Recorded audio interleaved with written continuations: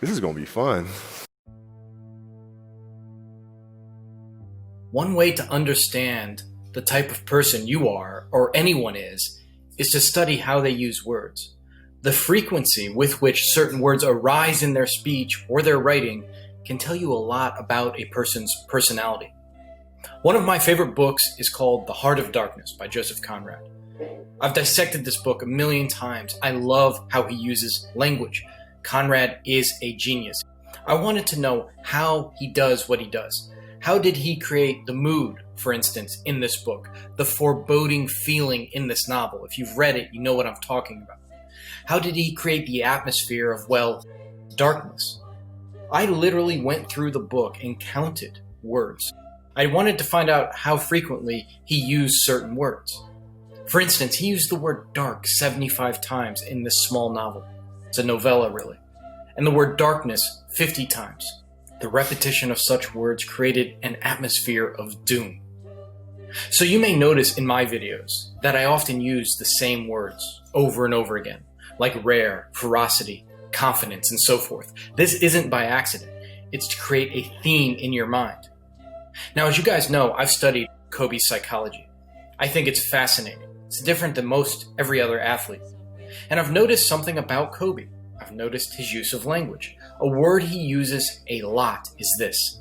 The word is obsessive. The obsession on obsessiveness and the obsessiveness are obsessives, culture of obsessiveness and obsessiveness to get to bring in. These obsessives that we bring in have to be obsessives.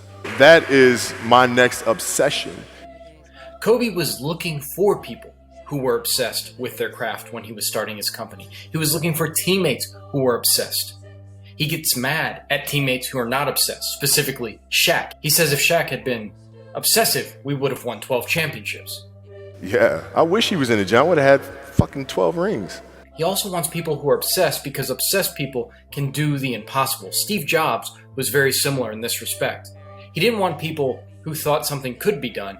He wanted people who thought something maybe couldn't be done because that would push them beyond what they thought were their limits. What I have to do now is make sure that the people that we bring in, these obsessives that we bring in, are challenging themselves to do the best job that they think they can do. That's what I'm there for, is for them to constantly look in the mirror and self-assess and challenge themselves. If we have a project and you're saying, okay, I can do that, that's not the project we want. The projects that say, I don't know if I can animate that. I don't know how to write that story. I don't know how to do that.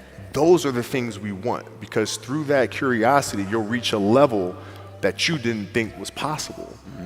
I think the use of Kobe's word obsessive compares nicely with a word several reporters have noted MJ used a lot. MJ used the word challenge over and over and over again. One reporter said, "It surprised me how much he said the word challenge. Everything was a challenge." For MJ, life was a constant battle, constant competition, always challenging himself. Kobe, on the other hand, while also interested in challenges, of course, was more interested in maxing out his life. He had a certain form of extremism in his personality. Somebody once said MJ was about winning, Kobe was about greatness, and I completely agree. This focus on greatness, and by greatness, it means maxing out your potential, doing what you currently think is impossible. To do so, you have to have a monomaniacal focus. Monomaniacal means, well, mono breaks down to one, and maniacal means having an obsessive mindset. I often have this image in my mind when I think of focus. An owl which does not lose concentration even if it's swayed about, moved about, completely destabilized in the rest of its body, its eyes are locked on the target. And you shooters out there, make sure you have this in mind as you shoot. Somebody could hit you, somebody could tackle you, hit you in your legs, and you never lose sight of the rim. I did another talk on my personal channel about this phenomenon. I called it the gimbal mindset, where you're constantly stabilized even though the world is moving you about. Your eyes are focused on the prize.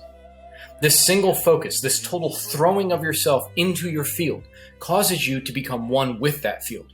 In a lot of ways, Kobe Bryant was basketball. Kobe Bryant was this work ethic. After he retired, Kobe was a storyteller. That's who he was.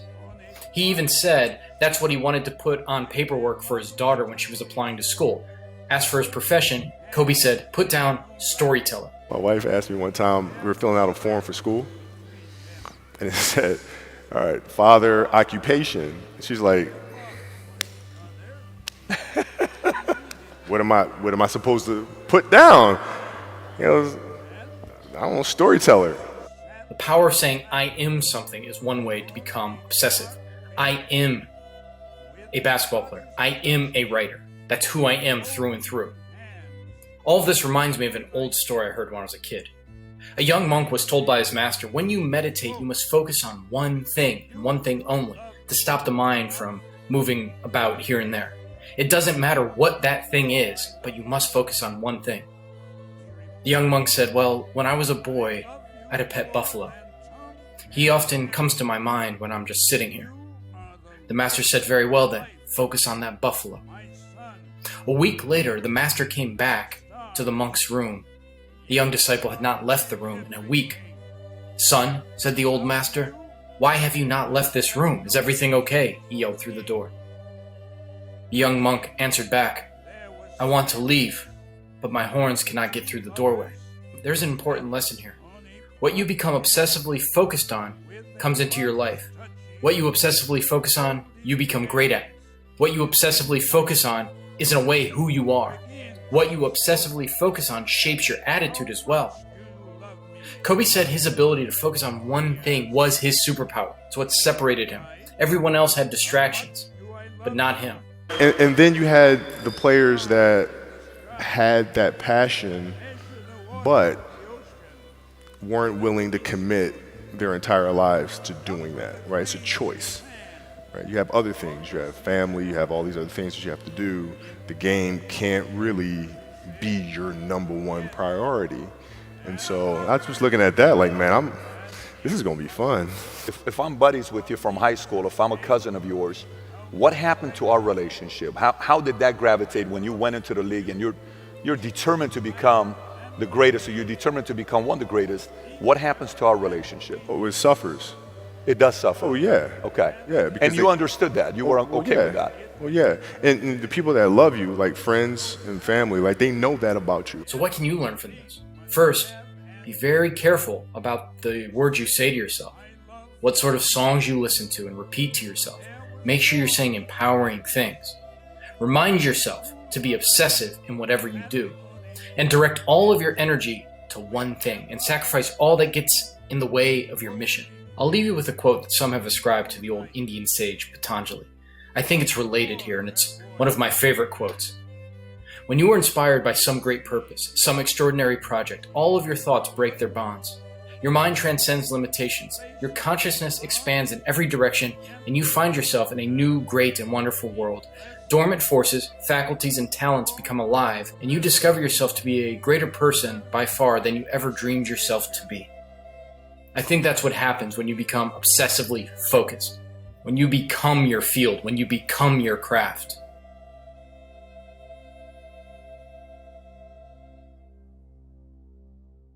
Growing up, I was always interested in the mental game. After years of study, I developed the Basketball Brain program. My life is devoted to helping others achieve their greatness. I hope you'll like, subscribe, and if you take a chance with the Basketball Brain program, I promise you your game's going to reach levels that you never thought possible.